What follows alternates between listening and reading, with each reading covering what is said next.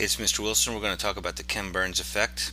So what I'm going to do is in this untitled project that I just made for this tutorial, I'm going to go ahead and click on a picture up here. I've got a few different pictures just for this purpose, and I'm going to click, hold, drag it down, and the video properties you don't need to worry about, although you're going to want to have the largest file size as possible, as many pixels as you can, because once you start to put the KenBurns effect on a picture, it will get a little bit blurry unless the pixels are really high. So really high resolution you want always. When you're dealing with your picture, you can use your trim tool here to make it longer or shorter. As always, with almost anything you can do that unless you run out of media, but with a still image you can make it as long as you want. So when you click on the image, you want to click, if it's on transform, you want to go to crop. And once you've selected crop, you're going to have these three options: trim, crop, or KenBurns. You're obviously going to want to go to KenBurns. Now it's going to give you these two frames. The green is your start point, your red is your end point.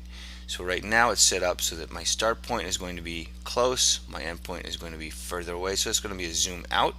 I'm going to adjust it so it's going to zoom in.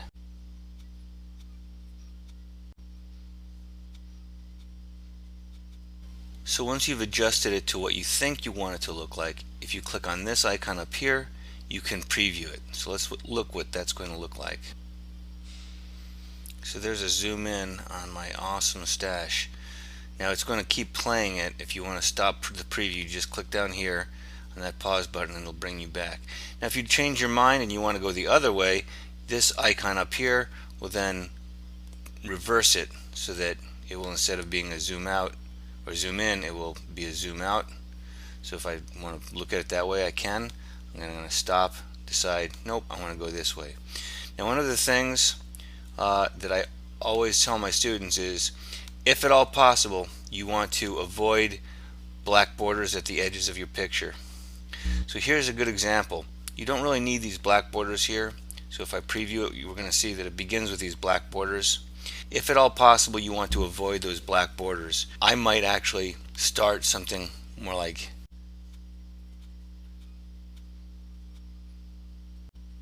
so. If I have it set up like this, we won't have any black borders. Take a look at it. It's just a really close up of me and a slow zoom in. That's probably better. We probably want to avoid having those black borders. Sometimes you can't if you have a flag or something that you really just can't get rid of the black borders on, but usually you're going to want to avoid having those black borders. So that's the basics about how to do a KenBurns effect that you are going to need to have in your Spotlight.